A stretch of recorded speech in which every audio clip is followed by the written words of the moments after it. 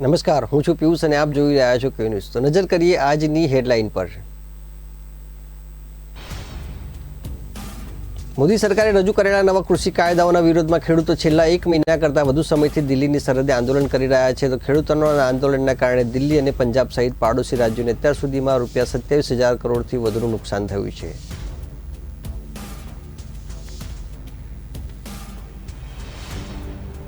મહામારીનો સામનો કરી રહેલી દુનિયા માટે બ્રિટનમાં સામે આવેલા કોરોનાના નવા પ્રકારે મોટી સમસ્યા ઊભી કરી છે। તો ભારતમાં પણ આ નવા પ્રકારનો કેસ વધી રહ્યા છે।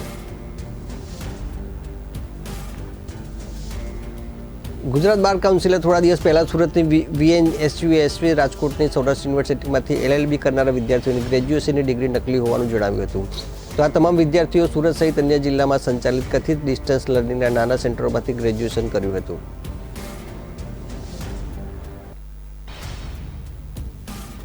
કોરોના પછી દેશમાં હાલત હવે ઝડપથી સામાન્ય થઈ રહી છે। તો નિર્માણ કાર્યથી લઈ નાના ઉદ્યોગ સુધી તમામ ઝડપથી પૂર્વવર્ત બની રહ્યા છે। તો ઇનોવેશન અને કામમાં ઝડપ માટે પ્રખ્યાત ભાજપના ભૂતપૂર્વ પ્રમુખ અને કેન્દ્રીય માર્ગ પરિવહન તથા MSME મંત્રી નીતિન ગડકરીએ સાથે વિશેષ વાત કરી હતી।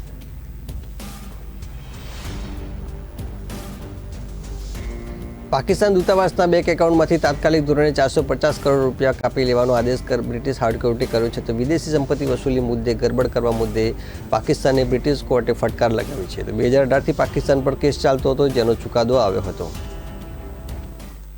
તો હવે જોઈએ મહત્વના સમાચાર। મોદી સરકારે રજૂ કરેલા નવા કૃષિ કાયદાઓના વિરોધમાં ખેડૂતો છેલ્લા 1 મહિના કરતાં વધુ સમયથી દિલ્હીની સરહદે આંદોલન કરી રહ્યા છે। તો ખેડૂતોના આંદોલનના કારણે દિલ્હી અને પંજાબ સહિત પાડોશી રાજ્યોને અત્યાર સુધીમાં ₹27,000 કરોડથી વધુનું નુકસાન થયું છે, તેમ વ્યાપારી સંગઠન ફેડરેશન ઓફ ઇન્ડિયા ટ્રેડર્સે જણાવ્યું હતું। તો ખેડૂતોના આંદોલનના કારણે હાઈવે બ્લોક હોવાથી દિલ્હીમાં મેન્યુફેક્ચરિંગ ઉદ્યોગને 50% જેટલું નુકસાન થયું છે, તેમ અન્ય એક સર્વેમાં જણાવ્યું છે કે કેટના રાષ્ટ્રીય અધ્યક્ષ BC ભરતિયા અને રાષ્ટ્રીય મહામંત્રી પ્રવીણ ખંડેલવાલાએ જણાવ્યું હતું કે ખેડૂત આંદોલનના કારણે દિલ્હી અને તેના પાડોશી રાજ્યો ઉત્તર પ્રદેશ, હરિયાણા, પંજાબ અને રાજસ્થાને જંગી નુકસાનનો સામનો કરવો પડી રહ્યો છે।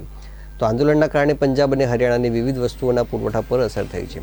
તો બીજી બાજુ હિમાચલ પ્રદેશ, જમ્મુ કાશ્મીર, મધ્યપ્રદેશ, ગુજરાત, મહારાષ્ટ્ર અને દેશના અન્ય રાજ્યોથી દિલ્હી આવનારા સામાનના પુરવઠા પર પણ વિપરીત અસર થઈ છે। વ્યાપારિક સંગઠનના બંને નેતાઓએ જણાવ્યું કે દિલ્હીમાં દૈનિક 50,000 ટ્રક સમગ્ર દેશના વિવિધ રાજ્યોમાંથી સામાન લઈને આવે છે। એ જ રીતે લગભગ દૈનિક 30,000 ટ્રક સામાન લઈને દિલ્હીની બહાર જાય છે। તો ખેડૂત આંદોલનના કારણે માત્ર દિલ્હીમાં સામાન આવવા પર જ નહીં, પરંતુ દિલ્હીથી સમગ્ર દેશમાં સામાનના જવા પર ઘણી અસર થઈ શકે છે। તેવામાં કેન્દ્ર સરકાર અને ખેડૂત નેતાઓ વચ્ચે ચર્ચા મારફત જેટલી ઝડપથી સમાધાન નીકળે તેટલું સારું છે। તો કેટે જણાવ્યું હતું કે કેટ અને ટ્રાન્સપોર્ટ સેક્ટરના સૌથી મોટા સંગઠનો ઓલ ઇન્ડિયા ટ્રાન્સપોર્ટ વેલફેર એસોસિએશનના સંયુક્ત પ્રયાસોથી આવશ્યક વસ્તુઓનો પુરવઠો કોઈપણ અવરોધ વિના ચાલુ રાખવામાં આવ્યો છે। તે માટે અન્ય રાજ્યોથી દિલ્હીમાં સામાન લઈને આવતા વાહનોને હાઈવે છોડીને અન્ય વૈકલ્પિક માર્ગથી ઘણું લાંબુ ચક્કર લગાવીને દિલ્હી આવવું પડી રહ્યું છે। તો અન્ય એક સર્વેમાં જણાવ્યું છે કે ખેડૂત આંદોલનના કારણે છેલ્લા 1.5 મહિનામાં દિલ્હીના મેન્યુફેક્ચરિંગ ઉદ્યોગને 50% જેટલું નુકસાન થયું છે। તો કાચા માલનો સપ્લાય ઘટવાથી ઉત્પાદન પણ ધીમું પડ્યું છે। તો ઔદ્યોગિક એકમો પાસે ઓર્ડર હોવા છતાં ડિલિવરી કરી શકતા નથી। તો કાચા માલનો સપ્લાય ઘટ્યો છે, તો ટ્રાન્સપોર્ટર દરેક ખેપ ₹3,000થી ₹3,500 વધુ લઈ રહ્યા છે। તો માલ તૈયાર છે, પરંતુ ડિલિવરી માટે સાધનો નથી। તો કામ કરવા માટે વર્કર્સ ફેક્ટરીમાં પહોંચી શકતા ન હોવાથી તેમને એક દિવસ છોડીને બોલાવાઈ રહ્યા છે। તો જ્યારે કાચો માલ ગોદામોમાં સડી રહ્યો છે, તો દિવસમાં 6-7 કલાક આવવા જવામાં પસાર થઈ રહ્યો છે। તો નવા કૃષિ કાયદાઓના વિરોધમાં ખેડૂતોએ છેલ્લા 1 દાયકાથી વધુ સમયમાં સૌથી લાંબુ આંદોલન શરૂ કર્યું છે। તો નવા કૃષિ કાયદાઓના સંદર્ભમાં એક બાજુ કેન્દ્ર સરકાર તેના નવા ભારતની જરૂરિયાત ગણાવે છે, તો બીજી બાજુ ખેડૂતોને તેના કોર્પોરેટર તરફથી અને ખેડૂત વિરોધી ગણાવી તેને પાછા ખેંચવાની માંગણી કરી રહ્યા છે। તો સરકાર અને ખેડૂતો બંને તેમની માંગણી પર અડગ હોવાથી બંને પક્ષો વચ્ચે 6 તબક્કાની વાટાઘાટો થવા છતાં કોઈ સમાધાન નીકળ્યું નથી। કોરોના મહામારીનો સામનો કરી રહેલી દુનિયા માટે બ્રિટનમાં સામે આવેલા કોરોનાના નવા પ્રકારે મોટી સમસ્યા ઊભી કરી છે। ભારતમાં પણ આ નવા કેસ વધી રહ્યા છે। તો જોકે ભારતને કોરોનાનો નવો પ્રકાર ડીકોડ કરવામાં સફળતા મળી છે અને આમ કરનારો તે વિશ્વનો પ્રથમ દેશ બન્યો છે। ભારતમાં કોરોના મહામારી એકંદરે નિયંત્રણમાં આવ્યું છે અને કોરોનાના નવા કેસની સંખ્યા ઝડપથી ઘટી રહી છે। સાથે જ કોરોનાની 2 રસીને એક્સપર્ટ પેનલ દ્વારા મંજૂરી પણ અપાઈ છે। તો આવા સમયમાં દુનિયા સામે નવી સમસ્યા પેદા થઈ છે। તો બ્રિટનમાં કોરોના વાયરસનો નવો પ્રકાર સામે આવ્યો છે। આ નવો પ્રકાર પહેલાં કરતાં વધુ ખતરનાક છે, કારણ કે તે એક વ્યક્તિથી બીજી વ્યક્તિમાં ખૂબ જ ઝડપથી ફેલાય છે। જોકે આ ખરાબ સમાચારો વચ્ચે ભારતમાં એક વધુ સારા સમાચાર આવ્યા છે। ભારતમાં બ્રિટનથી આવેલા વાયરસના નવા પ્રકારની સફળતાપૂર્વક ઓળખ કરી લેવામાં આવી છે। તો ઇન્ડિયન કાઉન્સિલ ઓફ મેડિકલ રિસર્ચે શનિવારે ટ્વીટ કરીને જણાવ્યું કે ભારતે ઝડપથી વાયરલ થઈ રહેલા નવા પ્રકારના વાયરસને સફળતાપૂર્વક ઓળખી લીધો છે. ભારતે યુકે મ્યુટન્ટ સ્ટ્રેનને આઇસોલેટ કરી લીધો છે. તો ICMRમાં જણાવ્યું કે આઇસોલેશન મારફત કોરોના વાયરસની રસી પર નવા મ્યુટન્ટ સ્ટ્રેનની અસરની તપાસ કરવામાં મદદ મળશે. સાથે એ પણ ચકાસી શકાશે કે આ સ્ટ્રેન પર કોરોના રસીની અસર થશે કે નહીં. ભારતમાં મહામારીની શરૂઆતના દિવસોથી જ ICMRની પ્રયોગશાળાઓના દેશવ્યાપી નેટવર્કના માધ્યમથી SARS-CoV-2 વાયરસ COVID-19ને ટ્રેક કરવામાં આવ્યો હતો. તો કોરોના વાયરસનો નવો પ્રકાર બ્રિટન, દક્ષિણ આફ્રિકા અને મધ્ય પૂર્વ પછી ભારતમાં પણ ઝડપથી ફેલાતો જોવા મળી રહ્યો છે. તો ભારતમાં કોરોનાના નવા પ્રકારથી સંક્રમિતોની સંખ્યા 33 થઈ ગઈ છે. તો આ બધા જ દર્દીઓને વિશેષ આઇસોલેશનમાં રખાયા છે. ગુજરાત બાર કાઉન્સિલે થોડા દિવસ પહેલાં જ સુરતની VNSCGU અને રાજકોટની સૌરાષ્ટ્ર યુનિવર્સિટીમાંથી LLB કરનાર વિદ્યાર્થીઓની ગ્રેજ્યુએશનની ડિગ્રી નકલી હોવાનું જણાવ્યું હતું. આ તમામ વિદ્યાર્થીઓ સુરત સહિત અન્ય જિલ્લામાં સંચાલિત કથિત ડિસ્ટન્સ લર્નિંગના નાના સેન્ટરમાંથી ગ્રેજ્યુએશન કર્યું હતું. સુરત તથા અન્ય જિલ્લાઓમાં ચાલતા આ સેન્ટરોની તપાસ કરી તો ખબર પડી કે નાની દુકાનો, ઓફિસોમાં MBBS જેવી પ્રોફેશનલ ડિગ્રીઓ પણ વેચવામાં આવી છે. તો અહીં પૈસા આપીને કોઈપણ વ્યક્તિ ડૉક્ટર, એન્જિનિયર અને મેનેજર બની શકે છે. ગ્રેજ્યુએશન અને પોસ્ટ ગ્રેજ્યુએશનની ડિગ્રી તો તેમના માટે મામૂલી વાત છે. તપાસમાં એ પણ ઘટસ્ફોટ થયું છે કે ગત વર્ષોમાં સુરતમાં આવી નકલી ડિગ્રી બનાવી આપતી અનેક દુકાનો ઉઘડી ગઈ છે. શહેરના વરાછા, અડાજણ, ઉધના, રિંગ રોડ, વેસુ, ભટાર સહિત વિવિધ વિસ્તારોમાં દલાલો દુકાન નાખીને બેઠા છે. સાથે જ સંચાલકોની બ્રાન્ચો અમદાવાદ, વડોદરા, રાજકોટમાં પણ છે. તો તેમનો દાવો છે કે કોઈપણ વિદ્યાર્થીને તેઓ અલગ અલગ રાજ્યની યુનિવર્સિટીમાંથી ધોરણ 10થી ડૉક્ટર બનવા સુધીનો અભ્યાસ કરાવી શકે છે અને ઘરે બેઠા ડિગ્રી પહોંચાડી દે છે. તો સુરતના ઉધનામાં એક્સપર્ટ એજ્યુકેશન નામના નકલી ડિસ્ટન્સ લર્નિંગ સેન્ટરમાં જાણવા મળ્યું હતું કે એક વ્યક્તિએ ખાતરી આપી કે તમારે જરા પણ ચિંતા કરવાની જરૂર નથી. ગ્રેજ્યુએશન કરવું હોય તો બહારનું રિઝલ્ટ અને ફોટો આપવાનો રહેશે. તો સેમિસ્ટર પર જે પણ ફી હોય તે ચૂકવી પડશે. બધા ફોર્મ ત્યાં જ જમા થાય છે. તેઓ કહે છે કે તમને પહેલાં ઓનલાઈન રિઝલ્ટ મળશે, પછી ઓરિજિનલ કોપી મળશે. તો ડિગ્રી મેળવવા માટે ડીમાર્ટ ડ્રાફ્ટ બનાવીને આપશો તો ડિગ્રી તમારા ઘરે આવી જશે. જો યુનિવર્સિટીમાં જઈને વેરિફિકેશન કરાવવું હોય તો તમે કામ કરી શકો છો. કોરોના પછી દેશમાં હાલત હવે ઝડપથી સામાન્ય થઈ રહી છે. તો નિર્માણ કાર્યથી લઈ નાના ઉદ્યોગ સુધી તમામ ઝડપથી પૂર્વવત બની રહ્યા છે. તો ઇનોવેશન અને કામમાં ઝડપ માટે પ્રખ્યાત ભાજપના ભૂતપૂર્વ પ્રમુખ અને કેન્દ્રીય માર્ગ પરિવહન તથા MSME મંત્રી નીતિન ગડકરી સાથે વાત કરતાં તેમણે જણાવ્યું કે સરકારના વિશેષ પ્રોજેક્ટ અંગે પણ તેમણે ઈરાદો પ્રતિદિન 40 કિલોમીટર નેશનલ હાઈવે નિર્માણ કરવાનું છે. તો ગડકરી સાથે થયેલી વાતચીતના મુખ્ય અંશ પ્રમાણે તેમને પૂછતા તેમણે જણાવ્યું કે કૃષિ બિલ અંગે ખેડૂત વિરોધ કરી રહ્યા છે. તે જે બાબતે તેમણે જણાવ્યું કે વિમાનમાં જશો તો એરલાઇન્સ કંપની ટિકિટની કિંમત નક્કી કરે છે. એ સ્થિતિમાં ખેડૂતોને પાકની કિંમત અને સ્થળ નક્કી કરવાનો હેતુ કેમ ના હોય. તો બીજી વાત છે કોન્ટ્રાક્ટ ફાર્મિંગની. કોઈ આવીને કહે છે કે હું જમીન પણ તૈયાર કરીશ, બીજ પણ લાવીશ, ખાતર પણ નાખીશ, તેમાંથી જે પણ મળશે તેમાંથી ખર્ચા બાદ કરી એક રકમ આપીશ. તેમાં અંબાણી કે અદાણીને જમીન વેચી કહેવાય તો કઈ રેવન્યુ રેકર્ડ બદલાશે કે નહીં. બીજા પ્રશ્ન પૂછતા તેમણે જણાવ્યું કે અમારે કારણે રાજકારણમાં ઘણા બધા બેકાર પણ થયા છે. તેઓ ભ્રમિત કરી રહ્યા છે કે હું પૂછું છું કે કાયદામાં ખેડૂત વિરોધનું શું છે તે જણાવો તો કોઈ કશું બોલતું નથી. ક્યાંક મુશ્કેલ હોય તો તેને ઠીક કરવા પણ તૈયાર છીએ. વધુમાં જણાવ્યું કે સંતરા 12 રૂપિયા કિલો હતા ત્યારે મેં ફાર્મર પ્રોડ્યુસિંગ સોસાયટી બનાવી 6 કન્ટેનર 30 રૂપિયા કિલોના ભાવે દુબઈ મોકલ્યા હતા અને હજુ વધુ 20 કન્ટેનર મોકલી રહ્યા છે. જો તમે અધિકાર આપશો તો ખેડૂત આ કામ કરી શકે છે. સરકાર સહયોગ આપવા તૈયાર છે. એ જ રીતે શેરડીના રસમાંથી સીધો જ ઇથિનોલ બનશે, મોલાસીસમાં ઇથિનોલ બનશે. આપણા દેશમાં આપણે પેટ્રોલમાં 22 ઇથિનોલ નાખી શકીએ છીએ. આ માટે 1600 કરોડ લીટર ઇથિનોલ જોઈએ. તે પ્રતિ લીટર 65 રૂપિયાના ભાવે મળશે. તો આ પેટ્રોલથી પણ સસ્તું હશે. તો વધુમાં તેમણે જણાવ્યું કે મારા વિભાગમાંથી સ્ક્રેપ પોલિસી ક્લિયર કરી દેવાય છે. મને લાગે છે કે બહુ જલ્દી મંજૂરી મળી જશે અને આગામી વર્ષે એટલે કે એપ્રિલ-મેમાંથી આવી શકે છે. આગામી 5 વર્ષમાં દેશમાં વિશ્વની દરેક બ્રાન્ડ આપણે ત્યાં હશે. આપણે ઓટોમોબાઈલ મેન્યુફેક્ચરિંગ હબ બનીશું. તેમાં જૂની કારના એલ્યુમિનિયમ, સ્ટીલ, રબર અને કોપર વગેરે રિસાયકલ થશે. તો સામાન્ય વ્યક્તિને જૂની કારના બદલામાં સ્ક્રેપ વેલ્યુ મળશે. તો નેશનલ હાઈવેના નિર્માણ મામલે તેમણે જણાવ્યું કે કોવિડ જેવી વિકટ પરિસ્થિતિમાં પણ અમારી ઝડપ ઠીક હતી. ચાલુ વર્ષે માર્ચના અંતમાં અમે 30 કિમી આગળ જઈ શકીશું અને આગામી વર્ષે પ્રતિદિન 40 કિલોમીટરની ઝડપ પકડી લઈશું. તો આપણા દેશમાં 5 વર્ષમાં 30 લાખ કરોડ રૂપિયાના રસ્તા બનશે. અમે 60,000 કિમીના હાઈવેનું નિર્માણ 5 વર્ષમાં પૂરું કરીશું. તો દિલ્હી મુંબઈ 12 લેનનો હાઈવે બની રહ્યો છે જે આગામી 2 વર્ષમાં પૂરો થશે તેમ જણાવ્યું હતું. તો 826 કિલોમીટરની યોજનામાં લગભગ 25 પ્રોજેક્ટ પૂરા થઈ ગયા છે. તો 15 પ્રોજેક્ટ 4 થી 6 મહિનામાં પૂરા થવાના છે. તો કેટલાક પ્રોજેક્ટમાં હજુ કામ શરૂ થયું નથી. તો સુપ્રીમ કોર્ટમાં કેસ ચાલે છે અને આશા છે કે આગામી 10 દિવસમાં અંતિમ ચુકાદો આવી જશે તેમ સ્પષ્ટતા કરી હતી. તો આથી 1 વર્ષની અંદર 4 ઘાટ પ્રોજેક્ટ કરીશું અને ત્યાર પછી પિથોરગઢથી માનસરોવર સુધીનું ચર્ચા કરવામાં આવશે. તો તેનું સુપ્રીમ કોર્ટે અનિવાર્ય જાહેર કરી છે કે તમામ રાજ્યોએ પૂરું કરવાનું છે. તો હું આશા રાખું છું કે રાજ્ય સરકારો તો જલ્દી કરશે. જેટલું જલ્દી પૂરું થશે તેટલું દેશની સુરક્ષા માટે સારું થશે તેમ જણાવ્યું હતું.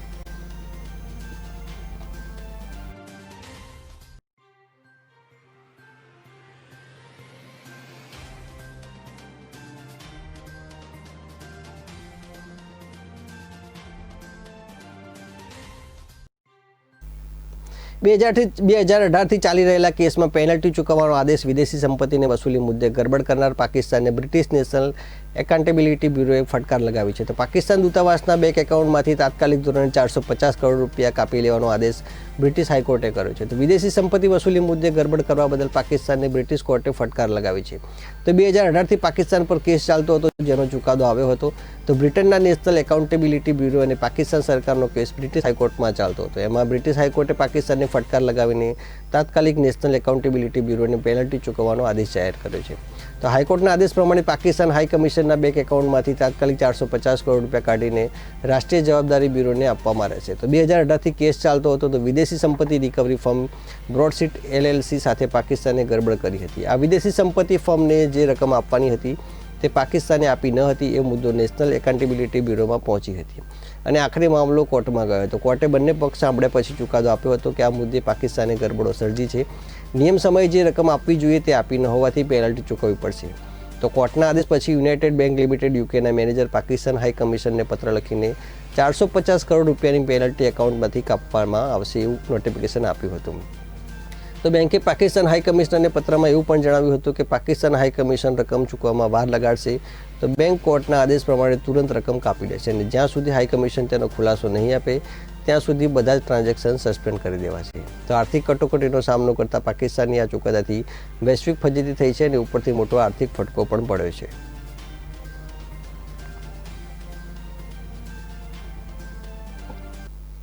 તો હવે સમય થયો છે એક નાનકડા વિરામનો. તો મળીએ એક વિરામ બાદ.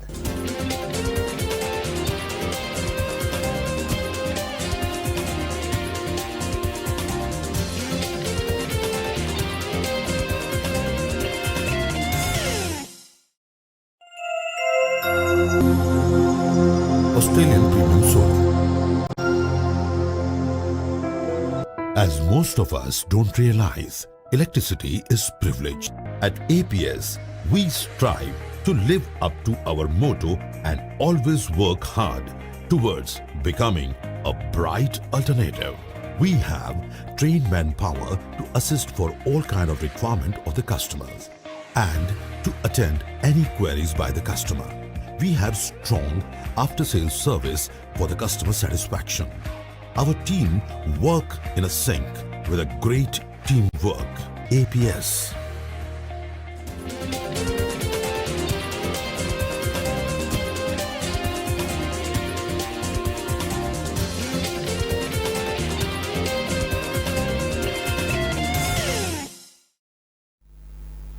વિરામ બાદ આપનું સ્વાગત છે. સમાચાર પર આગળ નજર કરીએ તો ભારત બાયોટેકની સ્વદેશી રસી કોવેક્સિન એક્સપર્ટની પેનલની મંજૂરી પડી ગઈ છે. તો હાલ 3 કરોડ કોરોના વોરિયર્સને મફત રસી આપવામાં ડૉક્ટર હર્ષવર્ધને જણાવ્યું હતું. કોરોના રસીની સલામતી અને અસરકારકતા અંગે અફવાઓથી ગેરમાર્ગે નહીં દોરાવા સ્વાસ્થ્ય મંત્રી હર્ષવર્ધને લોકોને અપીલ કરી છે.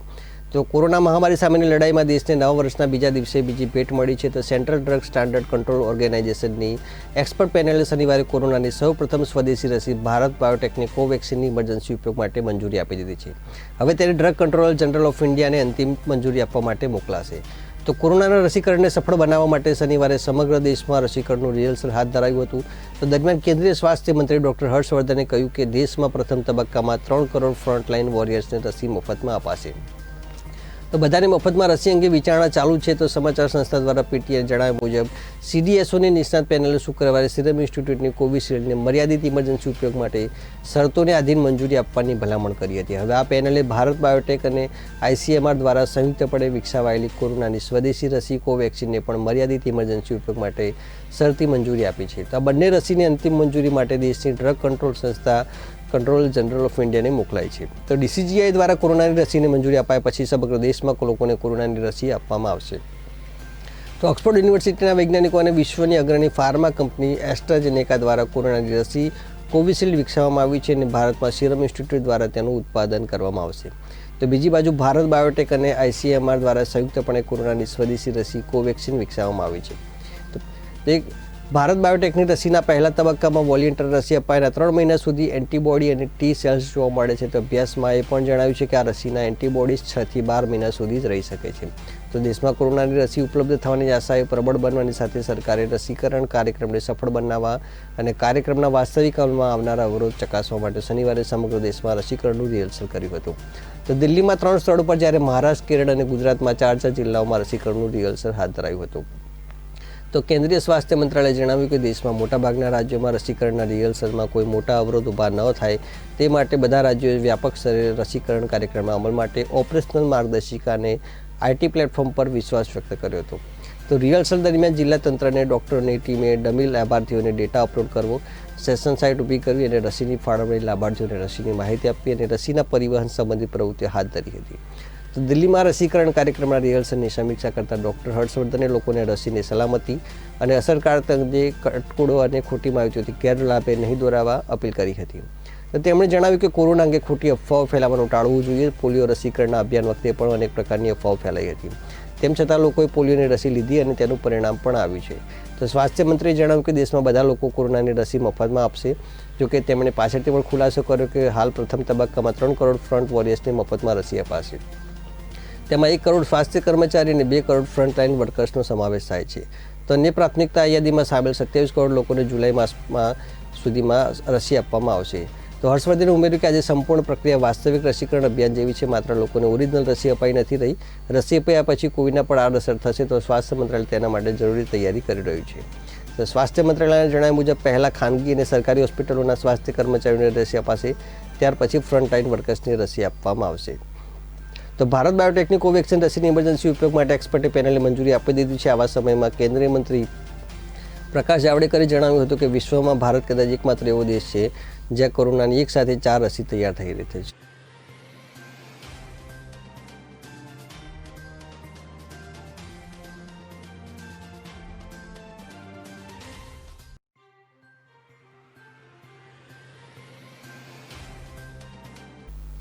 દિલ્હીમાં હળવા વરસાદની ઝાપટાથી વાતાવરણ ઠંડુગાર થઈ રહ્યું છે. તો હિમાચલ પ્રદેશમાં ભારે બરફવર્ષાની આગાહીથી 8મી જાન્યુઆરી સુધી યેલો એલર્ટ જાહેર કરવામાં આવ્યું છે. તો કાશ્મીરમાં બર્ફીલો પવન ફૂંકાયો છે. તો ઉત્તર ભારતમાં બરફવર્ષા, વરસાદી ઝાપટા સાથે બર્ફીલો પવન પણ ફૂંકાયો છે. તો પાટનગર, દિલ્હીમાં વહેલી સવારમાં હળવો વરસાદ પડ્યો હતો. બરફવર્ષા અને વરસાદી ઝાપટાના કારણે કાતિલ ઠંડી પડી હતી. તો યુપીમાં ગાઢ ધુમ્મસના કારણે અકસ્માતો સર્જાયા હતા, જેમાં 3 લોકોના મોત થયા હતા.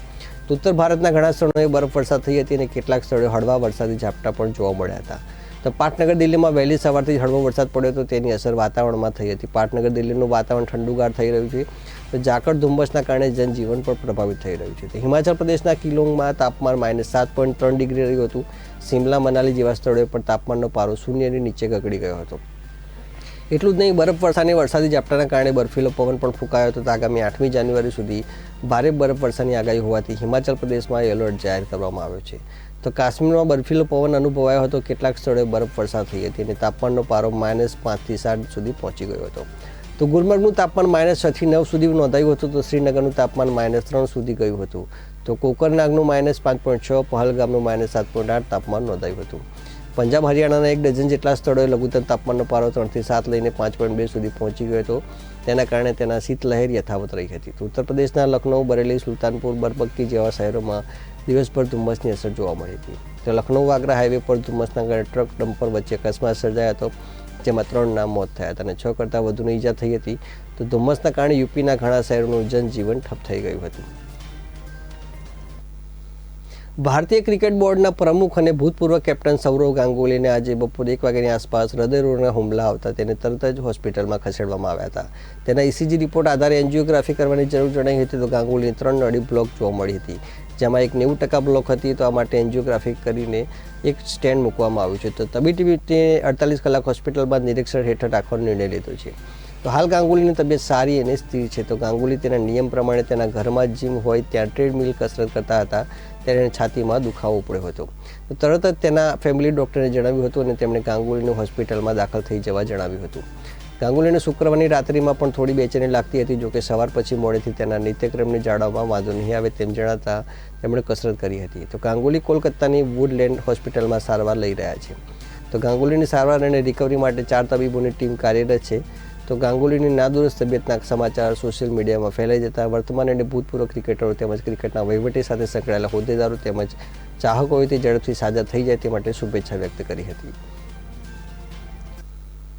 ડ્રગના ખેપિયાઓએ હવે ભારતમાં કેફી દ્રવ્યો ઘુસાડવા હવાઈ મુસાફરીનો નવો રૂટ શોધ્યો છે. ગયા સપ્તાહે નાર્કોટિક કંટ્રોલ બ્યુરોએ જામ્બિયાના 2 ખેપિયાઓને ફાઇન ક્વોલિટીના હેરોઇન સાથે પકડી પાડ્યા હતા. તો પ્રથમ કેસમાં એનસીબીએ જામ્બિયાનો પુરુષ મલાપી જોશુ અને 25 ડિસેમ્બરે ઇન્દિરા ગાંધી ઇન્ટરનેશનલ એરપોર્ટ પરથી 4.6 કિલો હેરોઇન સાથે પકડી પાડ્યા હતા, જ્યારે તેનો સાથી બોમ્બે વિલિયમ 31 ડિસેમ્બરે 700 ગ્રામ હેરોઇન સાથે જ એરપોર્ટ પરથી પકડી પાડ્યો હતો. તો આ બંને જણા દુબઈથી આવેલા ફાઇન ક્વોલિટીના હેરોઇન સાથે 2 જામ્બિયાની ધરપકડથી એ વાતનો ઘટસ્ફોટ થયો છે કે રિવર્સ રૂટથી તેઓ ભારતમાં હેરોઇન ઘુસાડે છે. તેમની પાસેથી પકડાયેલા માલની કિંમત ₹22 કરોડ થાય છે, એમ એનસીબીના ડાયરેક્ટર KPS મલ્હોત્રાએ જણાવ્યું હતું. તો ભારતમાં કેફી દ્રવ્યો ઘુસાડવાનો જાણીતો અને સામાન્ય રૂટ પાકિસ્તાન ભારતની સરહદ હોય છે. તો કેટલાક કેસોમાં પૂર્વોત્તર ભારતના રાજ્યોમાંથી પણ ખેપિયાઓ માલ ઘુસાડે છે.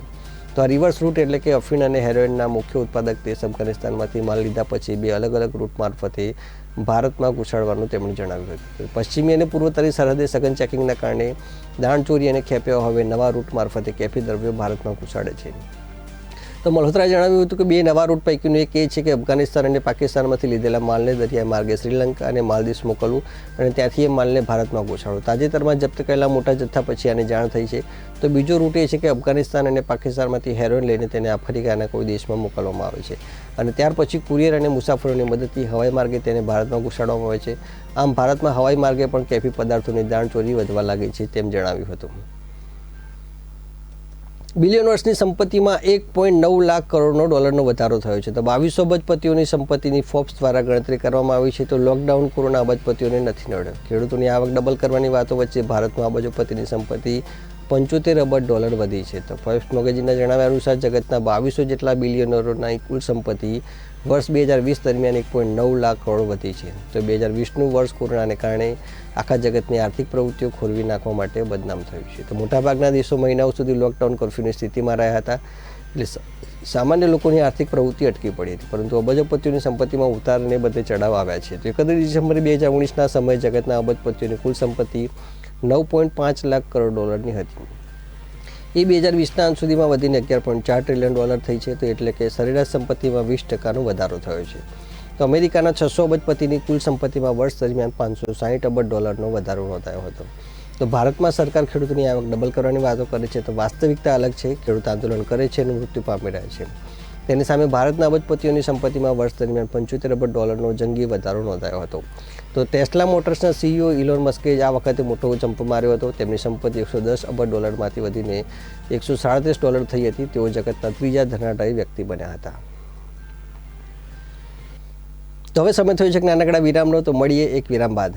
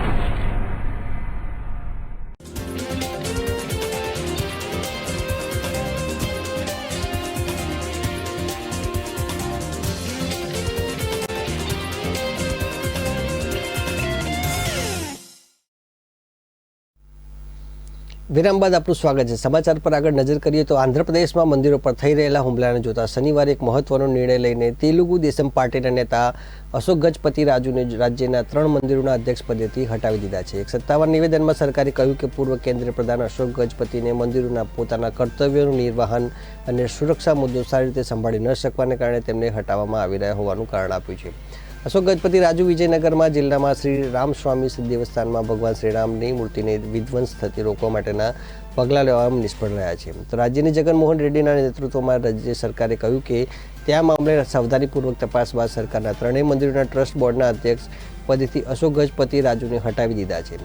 તો જે 3 મંદિરોના અધ્યક્ષ પદેથી રાજુને હટાવવામાં આવ્યા છે તે શ્રી રામસ્વામી દેવસ્થાનમ, શ્રી પીડીદલ્ટી અસ્મવરી દેવસ્થાનમ અને શ્રી મંડેશ્વર સ્વામી મંદિરનો સમાવેશ થાય છે.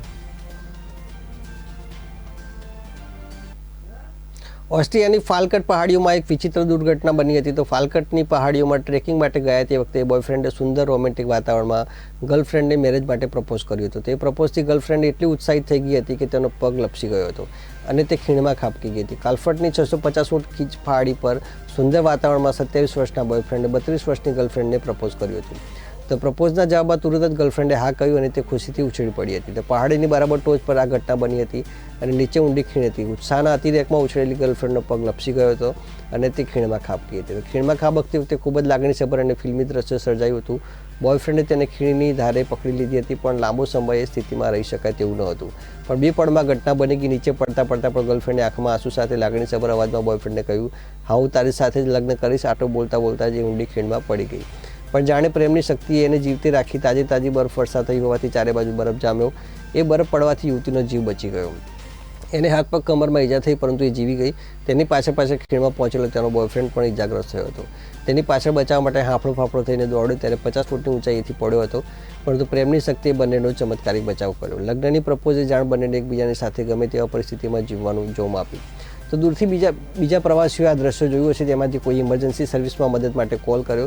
અંતે હેલિકોપ્ટરની મદદથી બંનેને ઊંડી ખીણમાંથી સલામત રીતે ઉપર લાવવામાં આવે. તો રેસ્ક્યુની ટીમ અધિકારીઓ કહ્યું કે યુવક યુવતીની ખરેખર ખૂબ જ નસીબદાર કહેવાય.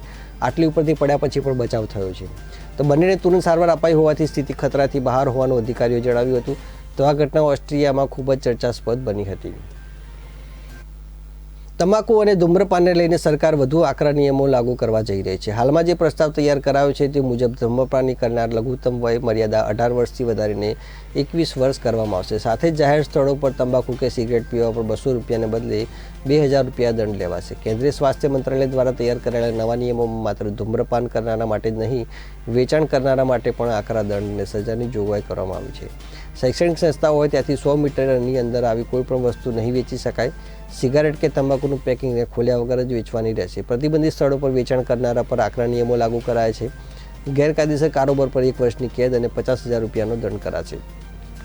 બીજી વખત આવું કરવા પર 2 વર્ષની કેદ અને 1 લાખનો દંડ કરાશે. તો ગેરકાયદેસર સિગરેટ બનાવવા પર 2 વર્ષની કેદ અને 1 લાખનો દંડ કરાશે. ધૂમ્રપાનની કોઈ પણ વસ્તુ માટે જાહેરાત નહીં કરી શકાય. સાથે જ હવે એક મોટો નિર્ણય યુવાઓને વ્યસનમુક્ત બનાવવા માટે લેવામાં આવ્યો છે. હવેથી 21 વર્ષથી ઓછી વયના ધૂમ્રપાનથી કે તંબાકુની કોઈ પણ વસ્તુ વેચી નહીં શકાય. આભાસી ઓનલાઈન ચલણ બિટકોઇનના ભાવમાં નવા વર્ષની શરૂઆતમાં ઉછાળો નોંધાયો હતો. તો ક્રિપ્ટોકરન્સી કરતાં માર્કેટમાં બિટકોઇનનો ભાવ $31,584 નોંધાયો હતો.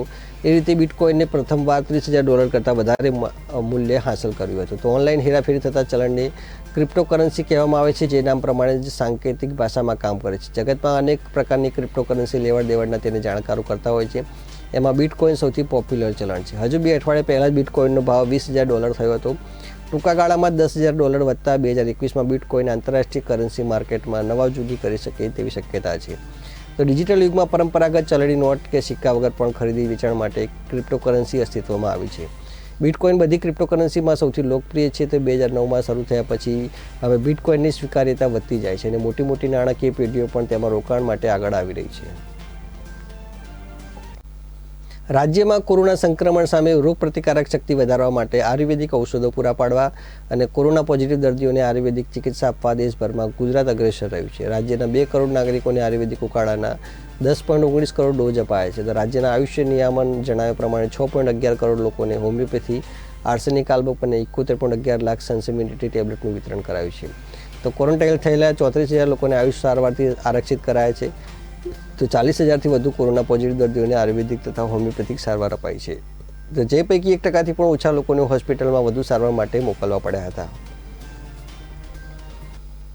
તો હવે સમાચારોમાં બસ આટલું જ. વધુ સમાચાર માટે જોતા રહો કે ન્યૂઝ. નમસ્કાર.